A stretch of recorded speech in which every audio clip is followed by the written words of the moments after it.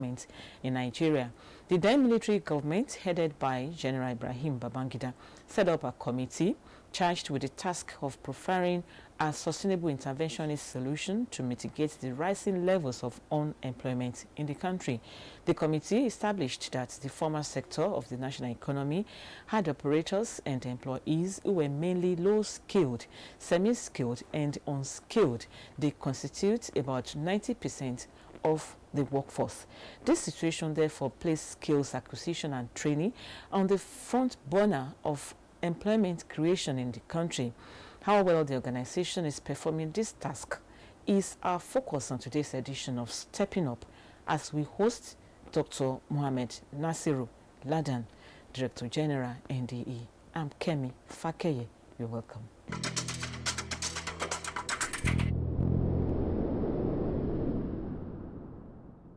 You're welcome to Stepping Up. Thank you very much. Yes, let's start by talking about the mission of NDE, and part of which is the creation of employment and the provision of entrepreneurship skills to ensure wealth creation and self-reliance in Nigeria. How much of this is this organization doing under your watch? Thank you very much. As some of us are aware, NDE has been in existence for the past 32 years or so, and the mandate given to us by the government is to create jobs, provide employment through entrepreneurial skills development. That's the mandate given to us by the government, and that's what we are doing as much as we can. We are very much aware the issue of unemployment is a big problem, not just in Nigeria, but it's worldwide. But as far as we are concerned, we don't have any other home, any other country to call ours apart from Nigeria, and that's the reason why we are concentrating more to ensure that at least our team in unemployed are fully trained so that they can have something to do, so that they can rely on themselves in terms of their daily needs for themselves and their families. Okay, in terms of policies articulation, because we know this is part of your mandate too, towards reducing unemployment in Nigeria, how far with this? You see, to take you back to memory lane, NDE being what it is, we are virtually everywhere.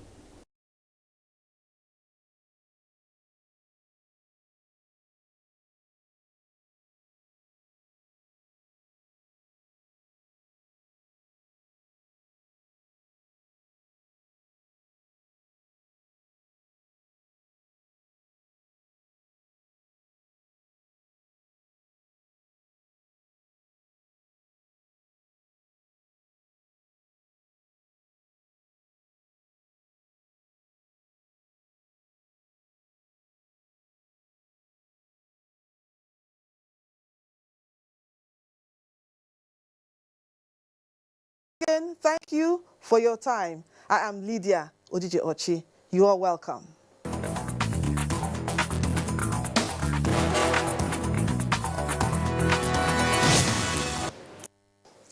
From Lafia, Nasarawa State, Abari Solomon reports that key players with high concentration of small holding oil palm plantations and processors are optimistic of prosperity if access to credit, inputs, and appropriate policies will come the way of the value chain.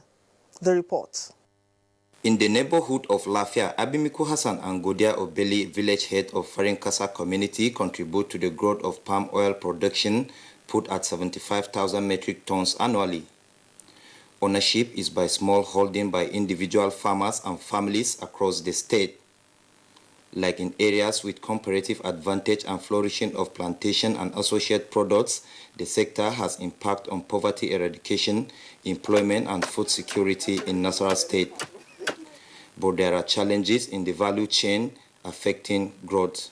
I appeal to the government if they can be able to help us by just digging us just a one borehole we will be happy for that. We get this support from government or any NGO to support this community to produce this thing. We'll be very happy. The State Agricultural Organization says creating awareness on the way forward to promote oil palm production in tune with federal government renewed commitment for the sector is important. If you want to go into production, it's capital intensive in terms of the procuring the seedlings and then the time it takes before you make a turnover. We have a lot of potential for the production, but our farmers don't have the access now to these improved varieties. At sale outlets of processed palm oil, it is business as usual as the product remains in demand by customers, but dealers say there are challenges. We need assistance from the government in terms of capital to help us move the business forward. It is a profitable business that are helping the unemployed people to meet their own needs. One of the areas of priority by the new administration in Nasarawa State is industrialization, with processing of agricultural produce like palm oil expected to receive a boost.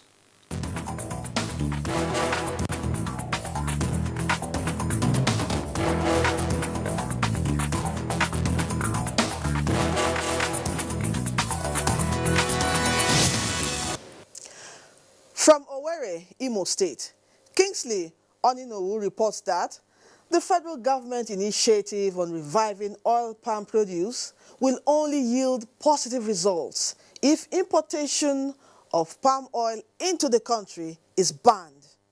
This is the view of oil palm farmers and other key players in Imo State. Production and plantation of oil palm was the backbone of the Imo people's economy in early 60s and 70s before the advent of the oil boom. Regrettably, all the efforts being made by the successive administrations in Imo State have not been able to yield the much anticipated dividends. This development, stakeholders say, was occasioned by non-patronage of the local oil products by some Nigerians who prefer the foreign ones being imported into the country from countries like Malaysia, Indonesia, among others. They also cited lack of funds from government at all levels to the local producers for massive production of oil palm products as another major factor militating against the revival of the sector. They therefore called on federal government as a matter of urgency to put a stop to importation of oil palm products into the country, as well as make funds available to local producers in order to realize its latest initiative on revival of oil palm business. The external products that are coming in, we cannot compete favorably with them. That is not selling. Only suffer with the suffer. When we no get equipment, the foreign oil from Malaysia, Ghana, and the other foreign countries that is entering our own country, they don't spoil our own. As a result of importation of tallow and foreign palm oil, the local industry, palm oil industry, is not flourishing. People will suffer, mill their palm oil. The price in the market will be very low. So there is need for government to look at that angle, stop importation of oil, encourage these local farmers, give them a very high breed of palm oil that they will also make more gain. It is pertinent to know that past and present administrations in Imo State have been showing serious interest in boosting oil palm production through one program or the other, according to the General Manager, Smallholders Oil Palm Management Committee of the State Ministry of Agriculture, Reverend Emmanuel Ahanotu. The last administration, the Rescue Mission government, they started a very serious initiative as far as oil palm development is concerned in the state. The government that time gave each autonomous community 300,000 to plant 1 hectare of oil palm. And then each local government was also given the same amount to plant 1 hectare of oil palm. So it's expected that in every autonomous community in Imo State, that the community owns a 1 hectare of oil palm. That is at community level, apart from the individual efforts. With the coming of the present administration, we have also started a very serious effort. Reverend Ahanotu also said the state government is currently planning to plant 100,000 hectares of oil palm in order to key into the new oil palm initiative of the federal government. Despite this effort, the current state of the state-owned oil palm production and processing company, ADAPAM, leaves much to be desired. Which was established in 1975 under the administration of Obagaseka, but later became effective in terms of massive production of oil produce in 1984. But as you can see, today it is a shadow of itself. It actually was responsible for this moribund state of this all-important industry. The mill has deteriorated due to lack of maintenance, coupled with age, the age of the mill. Most of the mill components have gone obsolete, so there is every need for rehabilitation. One good thing about oil palm is that nothing in it is a waste, be it palm oil, palm kernel, leaves, or even the chaff. This other palm, before its present state, was a major revenue earner for successive governments in Imo State. Edo State, one of the states in the south region of the country, boasts of over 5,000 small-scale registered oil palm farmers.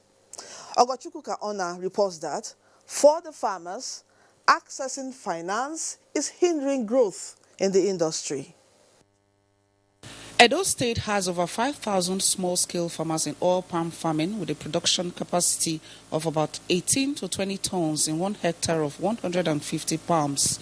Area planted and producing. Okomu has planted over 32,000 hectares. Presco over 28,000 hectares. Agri Palm over 4,000 hectares. And some smallholders, 1,000 hectares, 250, 10. You can get about 18 to 20 tons per 1 hectare. 1 hectare of 150 palms, if the farm is properly and well managed in terms of doing the weeding, doing the slashing, and doing the pruning of the palms.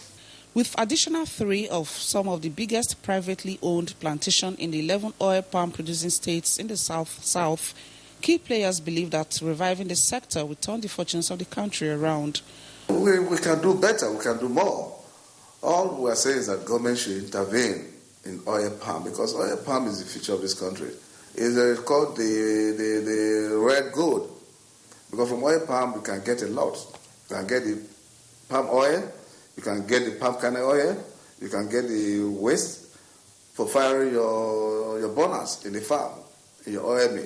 So actually there's nothing wasted in the oil palm tree. So if government can intervene and do something for us, support the farmers, I think we produce a lot in this state. $600 each to produce or to get the oil palm from the seedlings. $600 also to prepare a barrel of oil, crude oil. At the end of the day, you are going to have about 150 to 170 for the crude oil, and getting to the filling station, you know what it is. But for oil palm, a crude of oil palm, if you use $600 in producing a barrel, you have $300. So oil palm is even costlier than crude oil. That is why a lot of people want to import, because no matter what it is, you will still sell at $150. Although there are still expectations regarding the CBN's single-digit interest loan, intervention has been from the Nigerian Institute for Oil Palm Research, NIFOR, in the provision of high-yielding seedlings. From our research, we're able to produce improved, early maturing, high-yielding crop varieties, in this case the oil palm variety, to farmers. And what we provide to farmers is yield in 2.5 years after the nursery stage. So, and they have the capacity to produce as much as between 20 to 35 metric tons of fruits per year. And that will depend on how much and what crop husbandry practices the farmers engage on. So if farmers engage in best management practices, they're able to obtain such optimal yields as much as 35 metric tons of fruits under favorable environmental conditions of rainfall, adequate soil moisture, adequate sunshine, and adequate soil fertility management practices. Availability of small mills and markets, more collaborations are being suggested as more ways to achieving these targets. In view of the roundtable sustenance of oil palm, that is, if you produce here in Benin, it can be bought anywhere in the world. You need stainless stainless materials to build the mill. You don't need iron that can rust. Finance should be at low interest rates, maximum of 8 to 9%. And the period of repayment should be extended. The gestation period should be at least 10 years. So by the time we small scale holders increase our head wages, you see that we are going to employ a lot of labor. So if government can intervene in this direction, I think most of the unemployed youths will be employed gainfully. Many Nigerians build their lives around palm oil and its derivatives directly or indirectly. And in Edo State, just in January this year, the state government committed between 100 to 150 hectares of land for oil palm plantation over a period of 5 to 10 years. And from Port Harcourt, our next report says there is no federal presence in the oil palm production in Rivers State presently. Private sector's effort to promote the globally reputable and profitable economic activity is yet to attract any form of attention, leaving those involved in the venture feeling totally abandoned by past administrations in the country.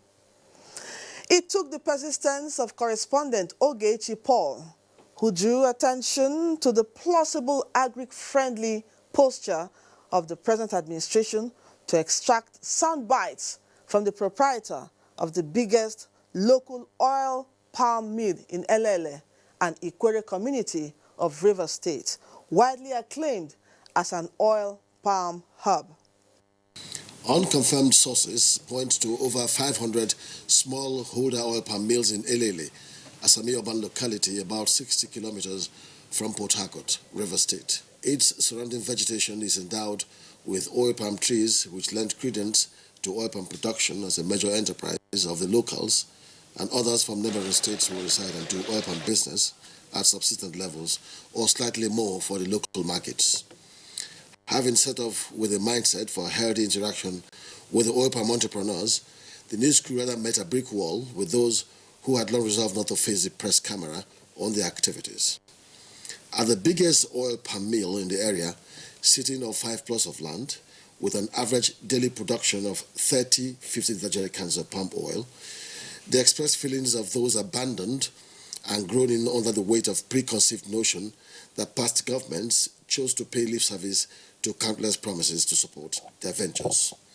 You could hear the workers murmur unserviceable and abandoned fabricated machines here and there, while every production process is manually driven.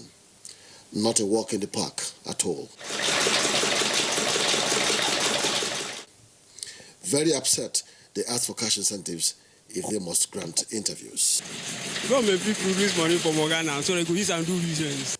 The jinx was, however, broken when special attention was drawn to the novel disposition of the Muhammadu Buhari-led administration to the agri sector, resulting in this interview session. I've been in this business for more than 30 years, and I have more than 30 people working here. At least it helped to reduce unemployment in the country. But because of the money to run this business. The business is going down. From time to time, government agencies will visit. They will ask me what is the problem I'm passing through. I will tell them if I can get government loan, that will help me to improve this business and employ more people, because many families are benefiting from this oil business. I also pay tax. I pay other government levies, taxes they charge us, even for the local government. You are aware that Malaysia came here and picked their first fruit and went back by today. That is what is sustaining the economy. How do you say they should approach the issue of this oil palm? Visit all these mills, know their problem, and also reach the government, the authorities, tell them what we need in order to improve this business, because I believe the Malaysia government help individuals in the business for them to do well, because I know this business started in Nigeria before the Malaysia came here, but today Malaysia is doing export. They are even export oil in Nigeria, which we're supposed to give them. So it's not good like that. Do you also think that the government can build maybe big industries that will support, this small? Yes, we have before in River State here, we have Reason Palm. It's a business of government. It's large. It employs many workers there, more than 3,000 workers there. And people benefit those days.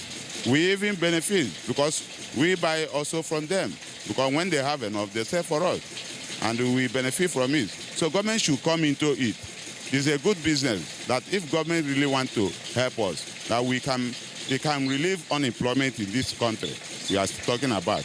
We hear you have all kinds of private people doing this kind of thing. Many of them are here. As you go around, you will see many of them. The same complaint they are giving. We need government assistance. I heard that our president has banned the importation of this oil from other places in order to help us who are in it in this country, at least to encourage us. So let those people that are there also have the same mind that the federal government have to help us in this business. I know the government can budget money for it, but they are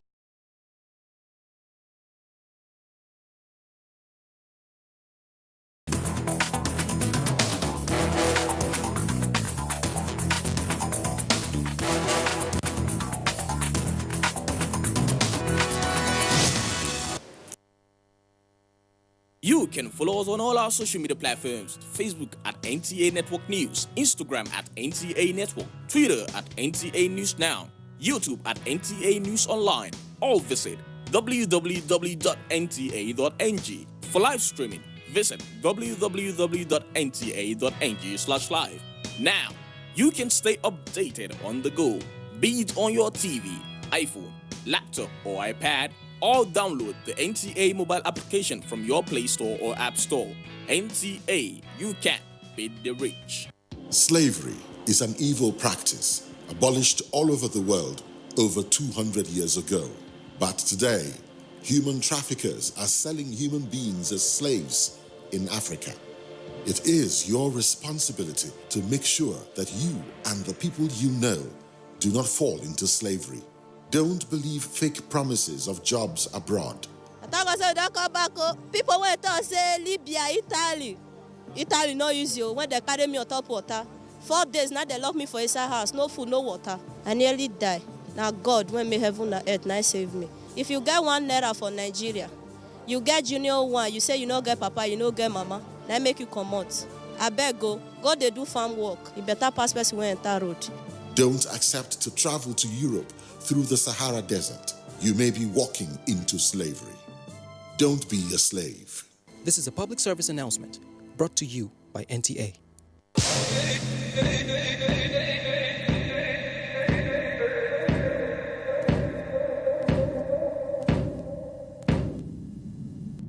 Can we have your menu booklet, please? Madam, we know they sell book for here. See, our food, see our food. Like you don't have a menu? So how am I supposed to know what to order for or what to eat? Who the heck recommended this rat hole of a hooker for you? Hey! What do you want? Oh my God! Who is that lousy woman and why are you screaming to the rooftop? Stand up for me and get out! You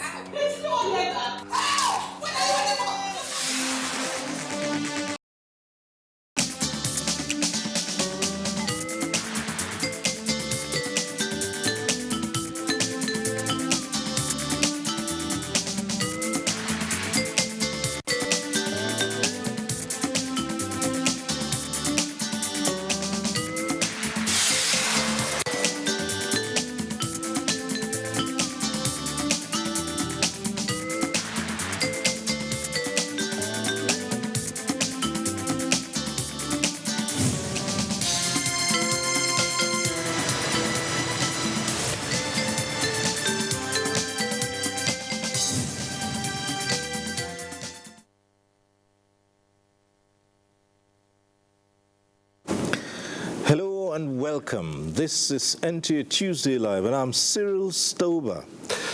Now recently, Nigeria joined the League of Countries to benefit from the African Continental Free Trade Area in advancing the fortunes of the continent in areas such as trade and manufacturing capacities for industrialization. Now, under this, intra-African trade is expected to boost from 15 to 33% to reduce high foreign volume of trade into the continent. 52 countries have signed the African Continental Free Trade Area that will also attract additional intra-African investments, create market opportunities and jobs. The African Continental Free Trade Area, many believe, is unique in many ways, especially its protection component that will block smuggling activities. Tariff is also expected to be reduced or eliminated. Now, much of the success expected can be realized, as people say, if the African Continental Free Trade Area is made simple and business-friendly. Tonight, we're looking at the new game changer for the African continent. We'll do things slightly differently tonight. We'll bring you different reports from parts of the country on the expected gains and the prospects of this wheel of progress. But first, let's get this background report from Makut Simon Macham. Africa, a continent of about 1.3 billion people, has been known for its rich endowments of human and natural resources. Over the years, the continent has been the source for raw materials for other parts of the world which are developed or developing.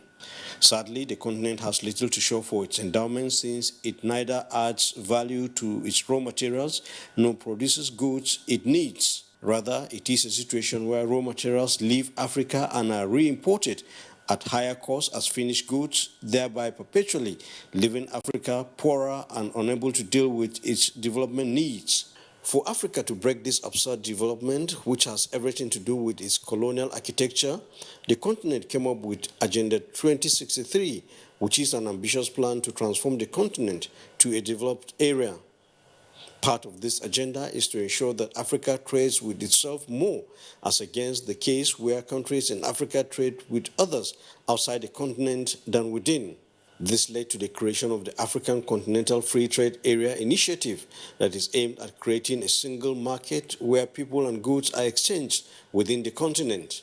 The agreement, which came into force in May 2019, having been ratified by 29 countries, was further consolidated at the 12th Extraordinary African Union Summit in Niamey, Niger Republic. Here, the big entry was Nigeria, where President Muhammadu Buhari signed on behalf of the country, having listened and responded to concerns of all stakeholders back home. You can see, like I said, the excitement and the euphoria surrounding the Nigeria signature alone today, which means that the African continent is recognizing Nigeria's position, Nigeria's economic position, and Nigeria's economic potential, to be able to introduce, elements that will make the Continental Free Trade Area a success. 5 operational instruments were also launched at the summit, including the African Trade Observatory Dashboard, online monitoring and reporting portal, Pan-African Payments and Settlement System, online negotiation portal, and rules of origin portal. At the moment, 54 countries have signed the agreement, while one, Eritrea, is yet to sign. 35 others have also ratified, with 27 yet to do so.